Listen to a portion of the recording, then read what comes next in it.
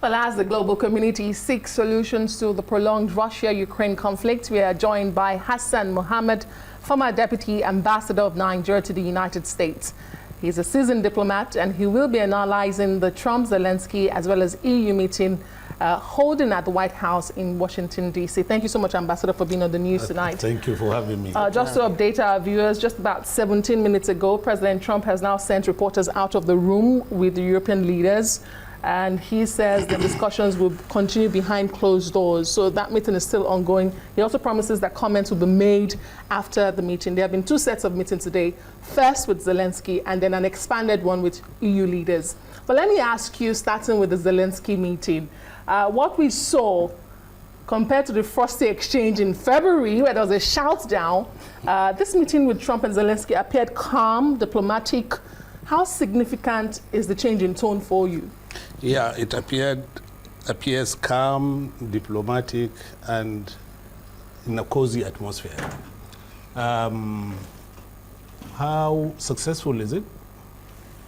The meeting was quite successful, and I give kudos to Donald Trump for coming up with that meeting, and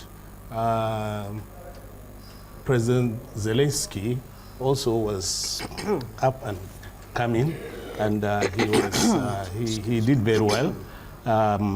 He was well dressed, unlike last time he came. Okay, and I think generally everybody was happy with what went on.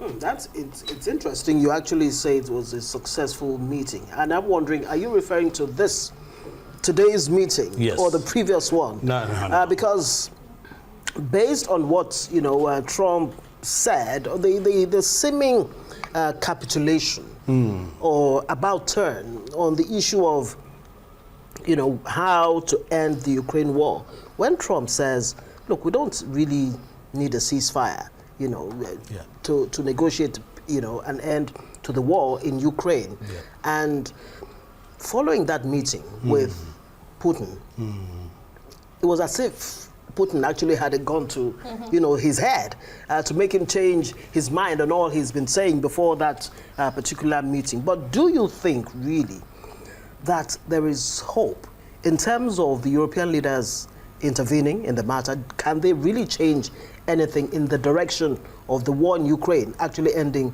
soon? How much difference is their presence making to all of this?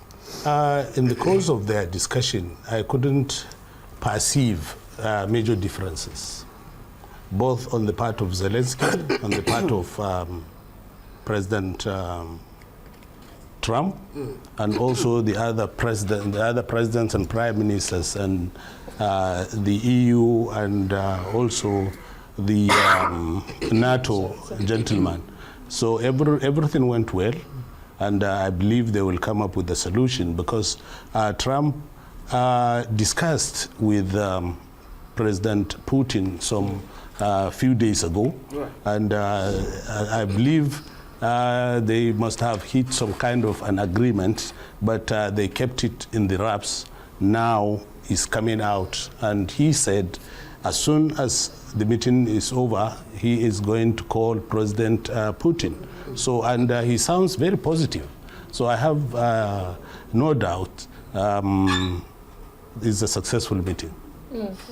Donald Trump again blamed President Joe Biden for this war, calling it Joe Biden's war. From your diplomatic experience, what do you make of that line, especially as he tries to position himself as this peacemaker, the person who's trying to broker this deal that he first promised will end in 24 hours.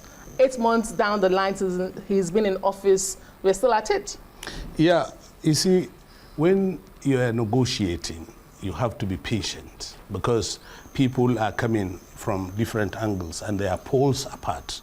And these negotiations involves people's lives. People are dying and everything. So it takes, it's not easy.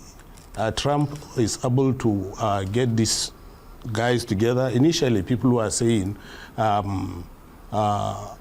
President Zelensky needed to be there in the discussions with Putin. which I feel is wrong. Why is wrong? Because, you know, when you have two parties that are at daggers drawn, you have to talk to one party, keep the party aside, talk to the, and this is exactly what he's doing. And what you can see, there is movement in the course of the discussions. Yeah, but the question would be movement in what direction and in whose favor, really, in whose interest? That's it. If Zelensky, do you really think that after all is said and done, 3 years into this war that we're hearing, we don't really need a ceasefire for a deal to be reached?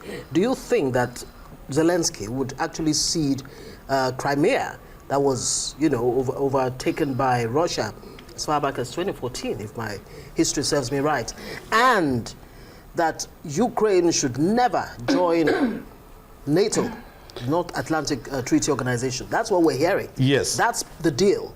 That's the deal. And so far, I have not heard anybody saying to the contrary, speaking to it to the contrary. Yes. Zelensky didn't mention. You think Zelensky will be open to this? I think so, because he was. I mean, the agreement, because President